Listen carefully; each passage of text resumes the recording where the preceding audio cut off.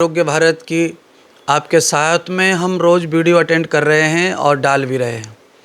सभी लोगों के मैसेज आते हैं तो हम अलग अलग बता रहे हैं, प्रश्न भी लोग भेजते हैं तो उनका भी समाधान हम कर रहे हैं। आपने देखा होगा जगत में सबसे ज़्यादा अगर पवित्र घास मानी गई है तो वो दुर्वा घास है, दूब घास है। अरे दूब घास का उपयोग इतना विशेष है हमारे हिंदुओं में कि हम भगवान श्री गणेश को दूबा घास का ही माल्यार्पण करते हैं, भोग अर्पण करते हैं, दुर्वा अंकुरित करते हैं उनके ऊपर।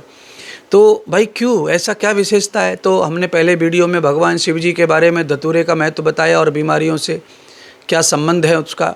ऐसे ही भगवान आदि गणेश को जो दुर्वा घास चढ़ाई जाती है उसका संबंध भगवान गणेश से इसलिए है क्योंकि दुर्वा घास की रक्षा हो और वो भगवान श्री गणेश के भक्तों के उपयोग में आकर के उनको स्वस्थ रखे, निरोगी रखे। तो आप जानते हैं दूब घास को अगर हम गाय को खिलाते हैं, पशु को खिलाते हैं, भैंस को खिलाते हैं तो आप जान लो दूबा घास खाने से गाय का दूध बढ़ जाता है, गाय का तंदुरुस्ती बढ़ जाता है।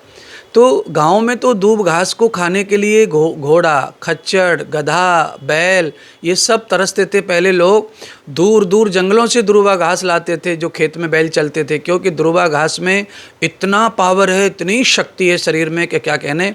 इसीलिए जो लोग अपने आप को असमर्थ समझते हैं, जिन लोगों को सुबह अच्छी नींद होने के बाद भी कमजोरी महसूस होती है, ऐसे लोगों के लिए तो दूब घास रामबाण इलाज है। आप मेरे कहने से दुर्वा घास उखाड़ के लाइए जड़ सहित और उसकी जड़ों को धोकर साफ करके और पूरी घास को आप मिक्सर में डाल करके उसका रस निकाल लीजिए। और रस निकाल करके जिनको सर्दी का प्रकोप नहीं है शरीर में, वो थोड़ा मिश्री मिला करके 3 से 4 ढक्कन दुर्वा घास का रस रोज़ सुबह लेवें। और जिनको सर्दी का विकार है वो उसके साथ में 2 काली मिर्ची का पाउडर मिला के लेवें। अगर आप 2 काली मिर्ची के साथ में दुर्वा घास का सेवन करते हैं तो आपका रात में अच्छी नींद के बाद भी शरीर में थकान लग रही है, आलस्य लग रहा है, तो आप देखेंगे 8 दिन के अंदर आपको चमत्कारी लाभ मिलेंगे। शरीर आपका स्फूर्ति से भर जाएगा।